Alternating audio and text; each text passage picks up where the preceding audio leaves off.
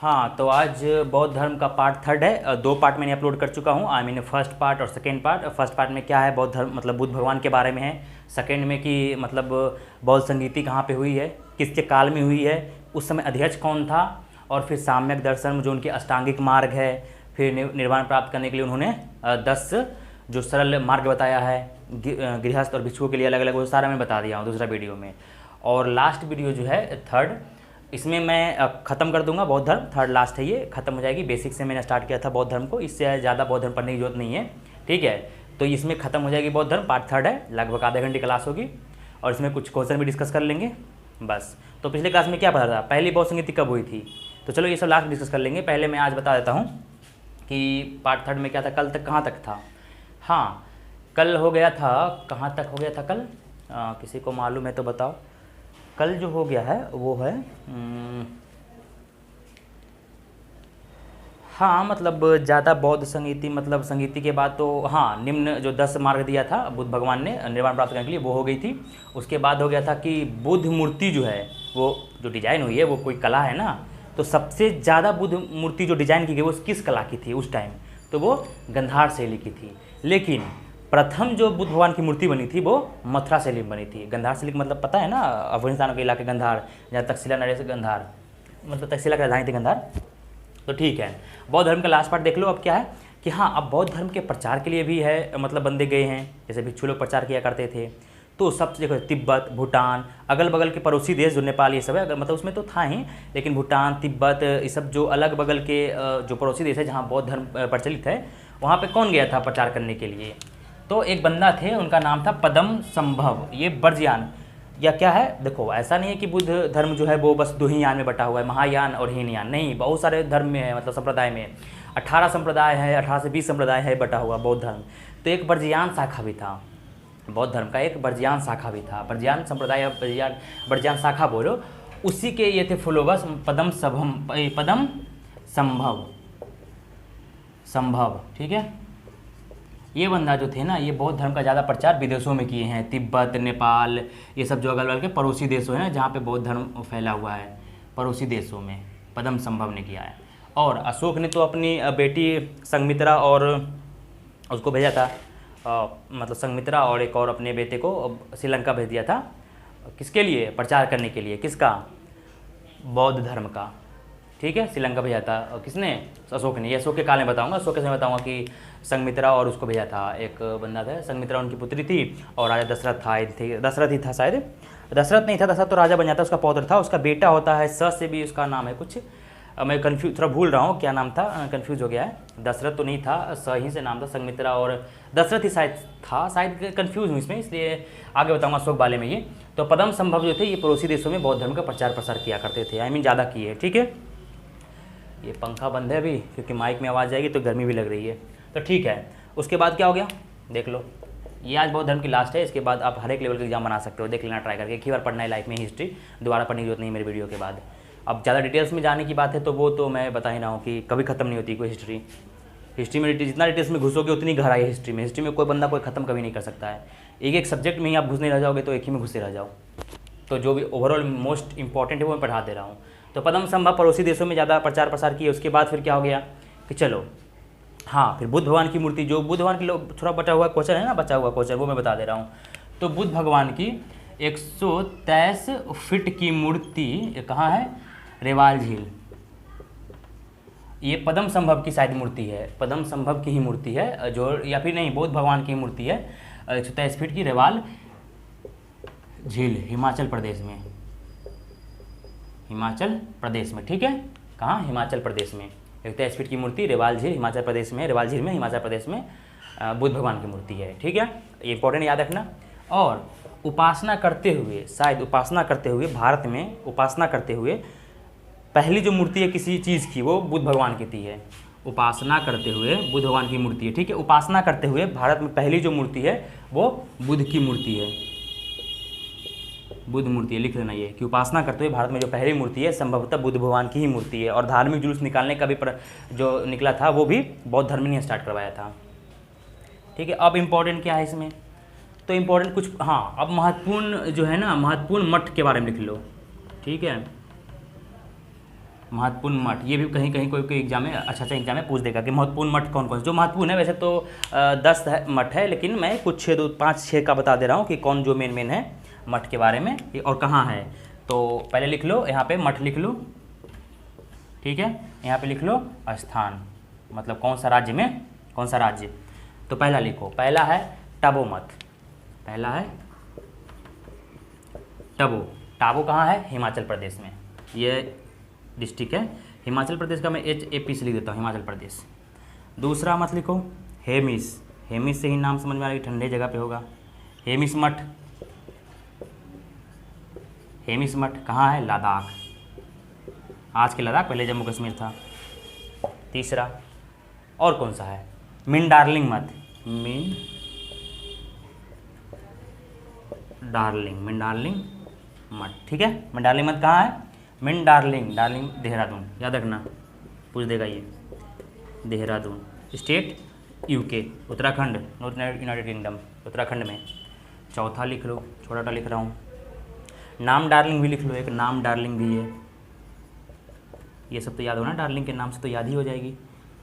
नाम डार्लिंग मठ, ठीक है, मठ याद है। नाम डार्लिंग मठ कहाँ है? मैसूर में।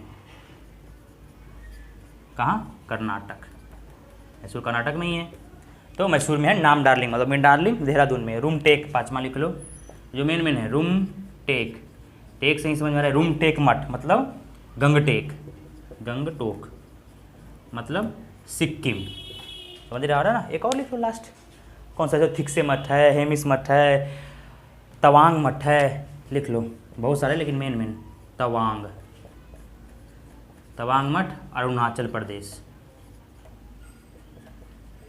अरुणाचल प्रदेश, ठीक है। एक और लिख लो सातवां, बोधिमंडा मठ। यहाँ पे जगह नहीं है, मैं बता दे रहा हूँ, लिख लो बोधिमंडा मठ। बोधिमंडा से नहीं लग रहा कि बोध गया में होगा, तो बोधिमंडा मठ जो सबसे इंपॉर्टेंट है, बोधिमंडा मठ, वो बोध गया में है, ठीक है। तो 6 यहाँ लिखाया हूँ, सातवां लिख लो, जगह नहीं मैं मिटा दूंगा अभी। तो बोधिमंडा मठ कहाँ है? बोध गया में। 7 हो गया, और भी है 2-3, तो उसका क्या इंपॉर्टेंट। थिक्से मठ हो गया है, ये भी लद्दाख में ही है, तो लिख लो थिक्से मठ भी लद्दाख में है, बोधिमंडा मठ बोध गया में है, ठीक है।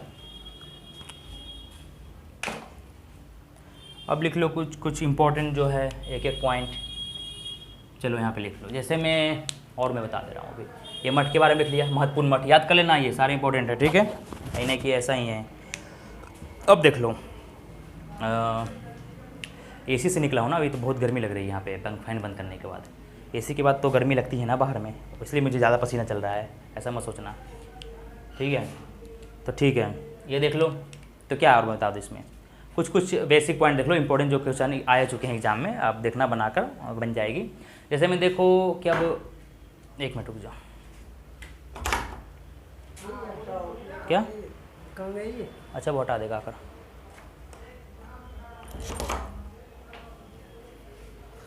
अब देखो, अब बोधिमंडा मठ हो गया यहाँ पे, मैं बता दे रहा हूँ। तो बौद्ध धर्म हो गया, मतलब महापरिनिर्वाण, मतलब बौद्ध धर्म की जहाँ मृत्यु हुई थी वहाँ पे एक मंदिर बनेगा। तो कहाँ पे हुई थी? कुशीनारा में। तो वहाँ पे बुद्ध भगवान की एक मतलब मंदिर बनाया गया, जिसको बोला गया महापरिनिर्वाण मंदिर, ठीक है। तो महापरिनिर्वाण मंदिर कहाँ पे है? यहाँ पे लिखो, महापरिनिर्वाण मंदिर, जो कि बुद्ध भगवान से संबंधित है। कहाँ है? कुशीनारा, कुशीनगर, कुशीनगर या नारा जो भी बोलो, दोनों एक ही है, कुशीनगर या कुशीनारा, ठीक है। ये महापरिनिर्वाण मंदिर है। अब एक इन्हीं से संबंधित रिलेटेड एक और आती है, सप्तकर्णी, सप्तकर्णी गुफा कहाँ है? राजगीर, राजगीर, याद रखना, पहले नाम राजगीर था, गृह था, प्रथम बौद्ध संगीति राजगीर में ही हुआ था, याद रखना। तो मतलब क्या नाम है, बिहार में बौद्ध गया, राजगीर, ये सब बौद्ध भवन से संबंधित है, तो घूमने लायक चीज़ है ये सब जगह। तो महापरिनिर्वाण क्वेश्चन आएगा, हर एक एग्जाम में पूछा हुआ है, मतलब अच्छे लेवल में। महापरिनिर्वाण मंदिर कहाँ है? कुशीनगर, कुशीनगर उत्तर प्रदेश में मंदिर है। सप्तकर्णी गुफा कहाँ है? राजगीर, राजगीर कहाँ है? बिहार में। और क्या मैं बता दूँ इसमें, और भी कुछ इंपॉर्टेंट चीज़ है। एक है कि चलो देखो यहाँ पे एक है परंपरागत नियम में आस्था रखने वाले बंदे। परंपरागत नियम में बुद्ध धर्म में बहुत सारे ऐसे फॉलोअर्स होते हैं, बहुत सारे फॉलोअर्स हैं। तो एक परंपरागत जो नियम है ना, परंपरागत नियम में आस्था रखने वाले को मतलब एक गुट बनाया गया, एक संगठन बनाया गया, उसे बोला गया स्थिरवाद।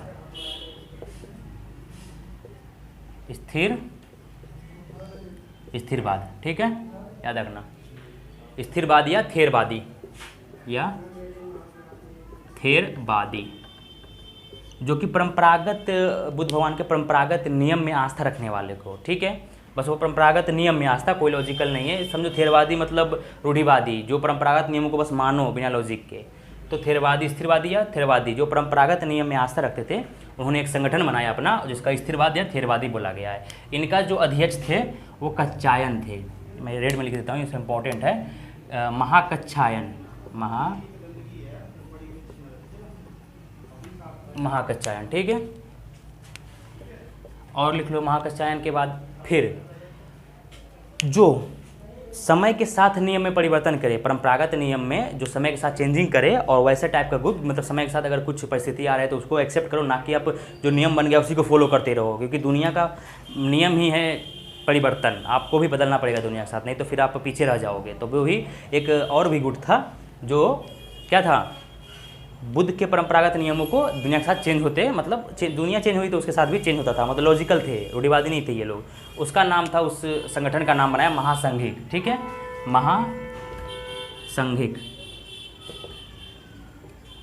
महासंघिक, ठीक है। इसके जो अध्यक्ष थे या संस्थापक बोलो या अध्यक्ष बोलो, महाकच्छायन, ये महाकश्यप, ये भी रेड में लिखो, वो महाकच्छायन महा से नाम है, ये भी कंफ्यूज मत होना, महाकश्यप। ये सब वेरी वेरी इंपॉर्टेंट क्वेश्चन है, ये मत सोचना कि मैं फालतू बता रहा हूँ, ये सब वेरी वेरी अच्छे लेवल के एग्जाम में, यूपीएसआई, बिहार दरोगा, यूपीएसआई में ना पूछे तो उससे ऊपर लेवल में पूछेगा जरूर, लेकिन यूपीएसआई में पूछ सकता है, आजकल टफेस्ट हो गया, मैं सारा कुछ बता दिया हूँ। तो सारा इंपॉर्टेंट है, एक बार पढ़ो, मैं क्या बोल रहा हूँ, एक बार पढ़ो, दोबारा नहीं पढ़ने की पड़ेगी। महाकश्यप, ये मेरे बौद्ध धर्म पढ़ने के बाद कोई भी कहीं से भी मारो वहाँ पे बुद्ध धर्म से संबंधित कोई भी एग्जाम, अगर 2 से ज़्यादा कोई छूटे तो फिर मेरा कमेंट में बताना। 2 तो छूट ही जाएगी, 2-3 छूट जाएगी, उससे ज़्यादा नहीं। अगर 100 में 98 भी बन रही है तो फिर बेस्ट क्लास है। तो आप ये पहले मेरा पढ़ो बौद्ध धर्म, और कहीं से भी कोई भी बुक, कोई भी वीडियो में आप निकालो बौद्ध धर्म संबंधित सारे क्वेश्चन और आप बनाओ, मे भी ना छूटे। अगर 2 से ज़्यादा, 2 से 3 से ज़्यादा किसी को छूटे तो कमेंट में बताना कि छूट गई मेरी, और वो क्वेश्चन भी डालना कि मैंने वीडियो में नहीं बताया है, आप वीडियो दोबारा भी देख लेना। महाकश्यप महासंघिक के थे। अब देखो कि इसमें जो है और भी कुछ बातें हैं, इतना पसीना गिरना चल रहा है ना। अब देखो इसमें और भी कुछ बात है, क्या, एक नागार्जुन बंदा थे, नागार्जुन का नाम सुना ही होगा, उन्होंने मध्यमिका नाम के बुक लिखा है, मध्यमिका सूत्र नाम के बुक लिखा है। उनको भारत का आइंस्टीन बोला गया है। हेनसांग ने उनका कंपेयर जो है वो मार्टिन लूथर किंग से किया था, और शायद हेनसांग के समय तो मार्टिन लूथर किंग थे नहीं, लेकिन ऐसा बोला जाता है कि मार्टिन लूथर किंग से, और नहीं, मार्टिन लूथर किंग से इनका कंपेयर किया जाता है, लेकिन हेनसांग ने इनको पता है क्या बोला है, शक्तिशाली मार्गदर्शक, इनको नाम दिया है शक्तिशाली मार्गदर्शक हेनसांग ने। किसको? नागार्जुन को, क्योंकि इनके पास हर एक चीज़ का उत्तर होता था नागार्जुन के पास, क्योंकि ये लॉजिकल थे, ना कि ऐसे फालतू के उड़ गए थे। तो शून्यवाद जो है, शून्यवाद को मध्यमिका बोला गया, उसका जो संस्थापक हैं शून्यवाद का, जो बुद्ध धर्म से संबंधित है, शून्यवाद, इसे ही मध्यमिका बोला गया है। अब बुद्ध भगवान ने कौन से मार्ग का दिया है? एक अष्टांगिक मार्ग, एक मध्यम मार्ग। बुद्ध भगवान ने मध्यम मार्ग की भी बताया है वो, तो यहाँ से याद रखना। मध्यमिका लिखा है किसने? नागार्जुन ने। नागार्जुन कौन था? तो ये कनिष्क के दरबार में थे, इसको भारत का आइंस्टीन बोला गया है, और ये इसका कंपेयर मार्टिन लूथर किंग से भी बोला गया है।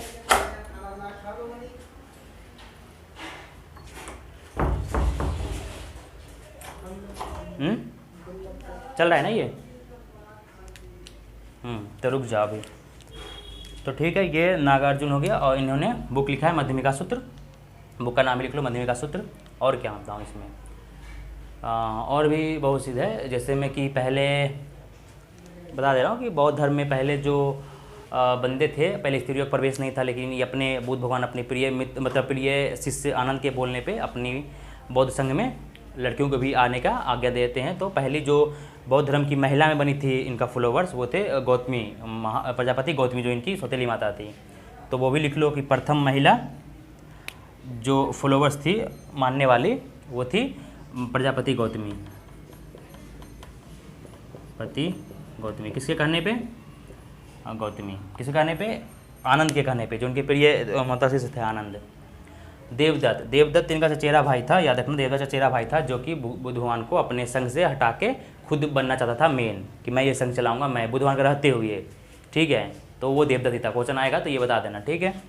और भी क्या है, बस इतना ही था। और भी एक दो वही क्वेश्चन है अभी बहुत सारे, जैसे मैं सोच रहा हूँ कि और क्या क्या आ सकती है क्वेश्चन इनके बारे में जो है। तो ये तो हो गया, प्रजापति गौतमी इनके थे। वो प्रजापति गौतमी कौन थे ये सभी को मालूम है। तो बस ये था, और जो मैं बोल दिया हूँ वो भी है। और भी कुछ एक दो को मैं याद कर रहा हूँ कि और मेन कौन सी है जो बताने वाले है, बताने लायक है। और तो आपने सब देख ही लिया है, हेनसांग ये सब जो भारत में आते हैं। हाँ, उस समय जो है ना प्राचीन भारत में, प्राचीन टाइम में यहाँ लिखो कि प्राचीन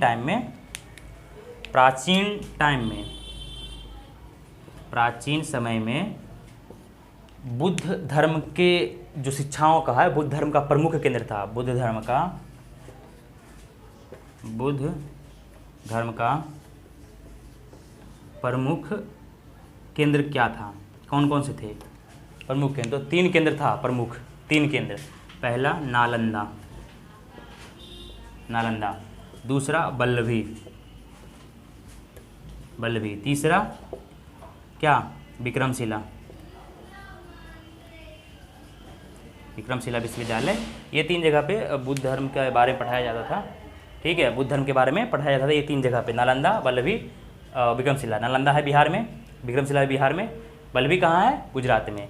तो नालंदा जो है यहाँ पे बुद्ध धर्म में महायान संप्रदाय के बारे में बताया जाता था। बुद्ध धर्म में महायान संप्रदाय के बारे में नालंदा में बताया था। नालंदा का विश्वविद्यालय कौन बनाया था, कुमारगुप्त ने। बल्लभी में हीनयान के बारे में बताया जाता था, हीनयान जो रूढ़िवादी था, हीनयान के बारे में, ठीक है। और विक्रमशिला विश्वविद्यालय में भी मतलब महायान के बारे में ही बताया जाता था, ठीक है। तो विक्रमशिला विश्वविद्यालय ये 3 जगह प्रमुख था उस समय प्राचीन भारत में बुद्ध भगवान के लिए। तो क्वेश्चन आ जाए कि कौन सा ऐसा विश्वविद्यालय है जहाँ पे महायान धर्म के बारे में बताया जाता था, तो नालंदा। कौन सा ऐसा विश्वविद्यालय था जहाँ पे हीनयान के बारे में बताया जाता था, पढ़ाया जाता था, वो था बल्लभी। विक्रमशिला विश्वविद्यालय किसने बनाया, तो पाल नरेश धर्मपाल ने, याद रखना। बहुत सारे वो बिहार बनाता है, बुद्ध विहार ये सब, ठीक है। तो कौन बनाया, ठीक है, तो ये लिख लो। तो नालंदा विक्रमशिला विश्वविद्यालय कौन बनाता है, पाल नरेश धर्मपाल, ठीक है। और मैं बता दे रहा हूँ, पाल नरेश धर्मपाल बनाते हैं, ठीक है, विक्रमशिला विश्वविद्यालय। कितना बार आना जाएगा, बंद कर दे, कुत्ता को ऊपर छोड़ दिया क्या? देख वीडियो बंद चल रही है ना, ठीक है, जा रहा है अब।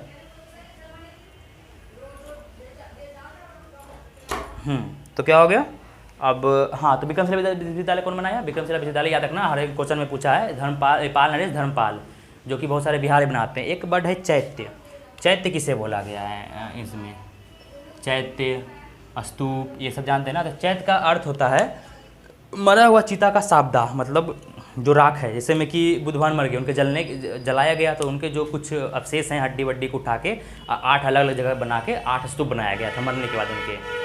जैसे एक सांची का स्तूप हो गया है, भरतूप स्तूप हो गया, ऐसे 8 जगह बनाया गया था। सांची का स्तूप अशोक ने बनाया, याद रखना, ये सब आगे बताऊंगा अशोक के काल में ये सब।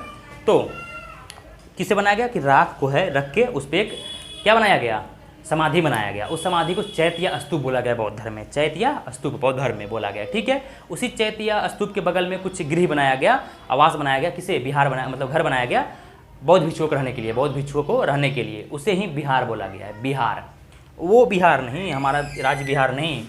ये चैत्य का मतलब होता है चिता संबंधित, चिता या साबदा, जो राख जलने के बाद जो उस पर समाधि बनाया जाता है उसको चैत्य या स्तूप बोला गया है, ठीक है।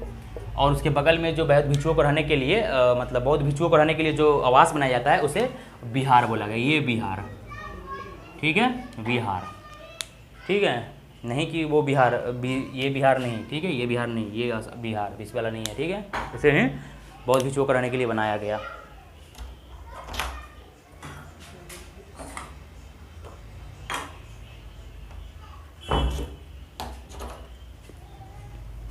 तो जल्दी जल्दी वीडियो ख़त्म कर रहा हूँ ताकि आपको, बस मैं बकवास नहीं करता, बस ओनली क्लास, ठीक है, नो बकवास, ओनली क्लास। क्योंकि फालतू बात बीच में करने की ज्ञान उतनी मैं ज्ञानी हूँ नहीं उतना जो मैं फालतू बात बताऊँ। तो ये हो गया चैत्य, आज ख़त्म ही हो जाएगा, हो गया। अब क्या है इसमें, बस चैत्य किसे बोला गया आपको मालूम है, बिहार किसे बोला गया है, तो और बस यही सब तो है, और क्या बोला। बाकी तो आपको मालूम है 1-2 क्वेश्चन छूटे तो उतना है नहीं अब, क्योंकि एक ही बार थ्रू ना पहली बार बुद्ध धर्म पढ़ा रहा हूँ। आगे भी वीडियो क्लास आएगी, जो बचा खुचा क्वेश्चन रहेगा वो अगले, जब मैं कोई मतलब मैराथन लाऊंगा हिस्ट्री का तो उसमें बता दूंगा, कवर हो जाएगी। अभी तो मैं बस बता दे रहा हूँ कि इससे पढ़ो आप, दोबारा तो पढ़ने की जरूरत नहीं पड़ेगी, लेकिन जो छूट गया 1-2 ऐसे है, ऐसा नहीं कि बुद्ध धर्म पूरा खत्म है डिटेल्स में पढ़ा रहा हूँ, पूरी डिटेल्स नहीं है, ये बहुत चीज़ है बुद्ध धर्म में। लेकिन हाँ, आप इसके समझ के आप सारे क्वेश्चन बना सकते हो, इतना मेरी गारंटी है। अगर नहीं बने तो आप कमेंट में बताना कि ये क्वेश्चन है नहीं बन रही है। अब ऐसा नहीं कि आप ढूंढ के लाओ कोने से कि थेरवादी का कब बना, महायान कब बना, ये सब तो बना ही दोगे आप। चलो ठीक है, तो ये हो गया, और क्या है बस, और तो कुछ छूटा नहीं है, एक दो छूटे तो कोई दिक्कत की नहीं है, ठीक है। तो बस यही था। हाँ, ये अनिश्वरवादी था। बुद्ध धर्म और जैन धर्म में एक ही समानता है, अनिश्वरवाद। दोनों ईश्वर को मान्यता नहीं है, ठीक है, ईश्वर की मान्यता नहीं थी दोनों में। अनिश्वरवाद है, ये एक समानता है बुद्ध धर्म और जैन धर्म में। तो ये क्वेश्चन है तो ये भी मार देना कि दोनों में एक समानता है बुद्ध धर्म और जैन धर्म में, ठीक है। बुद्ध एंड जैन में एक समानता है कि दोनों अनिश्वरवाद है, ईश्वर की मान्यता नहीं, ईश्वर को नहीं मानते हैं, अनिश्वरवाद है। बाकी तो बहुत सी समानता मिलती है एक दूसरे से, जैसे में अहिंसा, दोनों में फॉलो करना है मेन, अहिंसा मेन है दोनों में। जैन धर्म में ज़्यादा तवज्जो दिया गया हिंसा को, कि भाई इतना हिंसा करो कि आप खेत भी हल जोत के भी ना उगाओ, क्योंकि उसमें कीड़े मकोड़े मर जाते हैं। तो ज़्यादा जैन धर्म का ये नहीं हुआ था। और चौथी बौद्ध संगीति में तो आपको मालूम है, चौथी बौद्ध संगीति में जो लास्ट वाला जो बौद्ध संगीति हुआ था उसमें भाषा जो थी वो संस्कृत की थी। इसके कारण बाद में 2 संप्रदाय में, चौथी बौद्ध संगीति के बाद 2 संप्रदाय में टूट जाता है, महायान एंड हीनयान, ठीक है। चौथी बौद्ध संगीति के बाद ही टूटता है, लेकिन फूट तो दूसरी संगीति में ही डला जाती है, एक हिन संघिक, एक महासंघिक। थेरवादी, शून्यवादी, सब सारा किससे संबंधित है इससे। त्रिरत्न क्या है, ये सब तो आप बता ही दोगे बौद्ध धर्म में। त्रिरत्न क्या है, बुद्धम संघ। महापरिनिर्वाण किसे बोला गया है, तो मृत्यु को बोला गया है। निर्वाण प्राप्ति के लिए अष्टांगिक मार दिया है बुद्ध धर्म ने। और क्या बताऊँ, और भी क्वेश्चन आपसे आ सकती है। धर्मचक्र परिवर्तन किसे बोलते हैं, यहाँ आ जाएगी क्वेश्चन, क्या है, तो प्रथम उपदेश को, जो कि सारनाथ में दिया था बुद्ध भगवान ने। जब शिक्षा ग्रहण करके सारनाथ आए थे, बोध गया डायरेक्ट यूपी आए थे, सारनाथ वाराणसी के पास है, वहाँ पे 5 ब्राह्मणों को इन्होंने उपदेश दिया था, उसे धर्मचक्र परिवर्तन बोला गया। ये प्रथम उपदेश था। इन्होंने ज़्यादा कहाँ पे दिया था, तो कौशल श्रावस्ती जो है वहाँ पे ज़्यादा इन्होंने उपदेश दिया था अपना, सबसे ज़्यादा। तो ये सब क्वेश्चन आ सकती है। फिर एक होता है महाभनिष्कर्मण। महाभनिष्कर्मण बुद्ध धर्म में किसे बोला गया, तो गृह त्याग को महाभनिष्कर्मण बोला गया है। आपसे पूछ देगा कि चक्र एंड क्या, चक्र एंड मरण करके कुछ चिन्ह है, वो किससे संबंधित है, तो आप ये बता दोगे कि प्रथम उपदेश से संबंधित है। जैसे में घोड़ा किसका साइन है बुद्ध धर्म में, तो घोड़ा गृह त्याग का साइन है, ये सब तो आप बता ही दोगे। गृह त्याग का साइन है। पीपल किसका साइन है बुद्ध धर्म में, मतलब पीपल किस चीज़ को दर्शाता है बुद्ध धर्म में, तो आप बता दोगे ज्ञान वृक्ष का, मतलब उनके सामने ज्ञान की प्राप्ति हुई थी बुद्ध भगवान को। वैशाख पूर्णिमा क्यों मनाया जाता है, तो वैशाख पूर्णिमा जिसे हिंदू भी लोग मनाते हैं वैशाख पूर्णिमा, जिसे बुद्ध पूर्णिमा ही बोला गया है। बुद्ध पूर्णिमा क्यों, क्योंकि इसमें इसी दिन महात्मा बुद्ध की जन्म हुई थी, मृत्यु हुई थी और ज्ञान की प्राप्ति हुई थी, इसलिए वैशाख पूर्णिमा को ही बुद्ध पूर्णिमा बोला गया, जो कि सारा छुट्टी होता है। और अच्छे हमारे सारे लोग बनाते हैं, हिंदू भी बनाते हैं, ठीक है। तो आत्मा और पुनर्जन्म की मान्यता है इसमें, आत्मा और पुनर्जन्म होते हैं, इसमें मान्यता है बौद्ध धर्म में। बौद्ध धर्म के जो पुनर्जन्म की व्याख्या वो जातक में है बुद्ध धर्म के बारे में। हाँ, एक और लिख लो, और भी जो बात आती है कि बुद्ध धर्म का इंसाइक्लोपीडिया किसे बोला गया, लिख लो, मैं लिखा के इतना टाइम पास करो, मैं बोल दे रहा हूँ कि बुद्ध धर्म में सूत पिटक को इंसाइक्लोपीडिया बोला गया। सूत पिटक ही प्रथम उपदेश के बाद बना था 12 सालों में, ऐसे शायद बताया गया, 12 सालों में वो लिखा गया था सूत पिटक, अभिधम पिटक और विनय पिटक, ये 3 त्रिपिटक है बौद्ध धर्म का। तो इंसाइक्लोपीडिया ऑफ बौद्ध धर्म किसे बोला गया है, सूत पिटक को। सूत पिटक ही सबसे बड़ा है शायद, ठीक है। इसमें किसी में सूत पिटक में मतलब बौद्ध धर्म के बारे में है ज़्यादा जानकारी, कौन सा यान है कौन सा। विनय पिटक में इनके पूर्व जन्म की कहानी, जातक में पूर्व जन्म की कहानी है। विनय पिटक में भी इनके बारे में है, बहुत सारे ऐसी बुक है इनका, और बहुत सारे बंदे ने लिखा है अलग अलग बुक।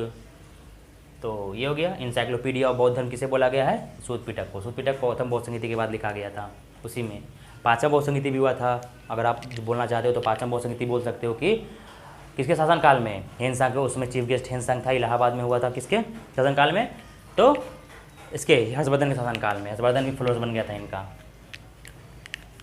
तो समझ गए। चैत्य स्तूप किसे बोला गया है, तो महात्मा बुद्ध के मरने के बाद उनकी चिता को अलग अलग 8 जगह में बांट करके स्तूप बनाया गया था, उसी स्तूप को चैत्य क्या बोला गया, स्तूप बोला गया है। सांची का स्तूप अशोक ने बनाया है। भरतूप स्तूप किसने बनाया है, भरतूप स्तूप। वैसे बोला तो जाता है कि पुसामित सुंग ने बनाया, लेकिन पुसामित सुंग में अभी इसकी जानकारी डिटेल्स नहीं है किसी को, क्योंकि पुसामित सुंग तो बौद्ध धर्म के खिलाफ था, वो पंडित जी थे, वो बौद्ध धर्म के भिक्षुओं को मारने के लिए तो दिनार का मतलब $1000 वो रख दिए थे उस टाइम कि निपटाओ और पैसे लेके जाओ। तो भरतस्तूप लेकिन लिखा गया था, पुष्यमित्र शुंग ने ही बनाया भरतस्तूप का निर्माण। तो ये सब याद रखना। और भी 8 टाइप के स्तूप हैं, और भी कुछ बौद्ध धर्म से संबंधित है, तो 1-2 छूटे तो कोई दिक्कत की बात नहीं है। याद आए मुझे तो मैं बता दिया करूँगा हमेशा, कहीं भी कुछ भी वीडियो में बता दूँगा अगर याद आ गई तो। वैसे तो बौद्ध धर्म कवर हो गई टोटल, 3rd पार्ट था ये, और कुछ बचा नहीं है। ठीक है, तो टाइम भी हो गया है अब। तो बस इतना ही था, ये 3rd पार्ट थी, लगभग आधे घंटे में ख़त्म हो गई, क्योंकि मैं कुछ ज़्यादा बात इसमें बोलता नहीं हूँ समझाने के लिए। तो 3 पार्ट में बौद्ध धर्म खत्म हो गई। अब इसके बाद मैं सिख धर्म के बारे में वीडियो में कवर करा दूंगा, छोटा वीडियो लगेगी। वैष्णव धर्म, इस्लाम धर्म, ईसाई धर्म, फिर पारसी धर्म, ये सब कवर हो जाएगी। फिर स्टार्ट होगी मेन हिस्ट्री, जो अब एक्शन होगा वो। ठीक है, तो कुछ किसी को डाउट लगे तो क्वेश्चन में मतलब कमेंट में तो खुला है, पूछ सकता है। बस वीडियो क्वालिटी थोड़ी ख़राब आ रही है, क्योंकि एक ही लाइटिंग है, एक लाइट इधर बनाने की जगह ही नहीं है, और मेरे पास टाइम भी नहीं है कुछ करने का। तो ठीक है, मिलते हैं नेक्स्ट वीडियो में। और भी कोई डाउट है, किसी को कोई भी क्वेश्चन हो तो कमेंट में हमेशा पूछ सकता है। ओके, फिर अब तो कुछ बताना है नहीं, यही था बौद्ध धर्म के बारे में। क्वेश्चन आंसर तो आप मारो, हर जगह वीडियो में देख के मार सकते किसी का भी। हाँ, पूरे हिस्ट्री ख़त्म कराने को मैं एक अलग से लाऊंगा वीडियो क्वेश्चन आंसर का, तो उसमें बता दिया जाऊँगा। ठीक है, तो मिलते हैं नेक्स्ट वीडियो में, बाय।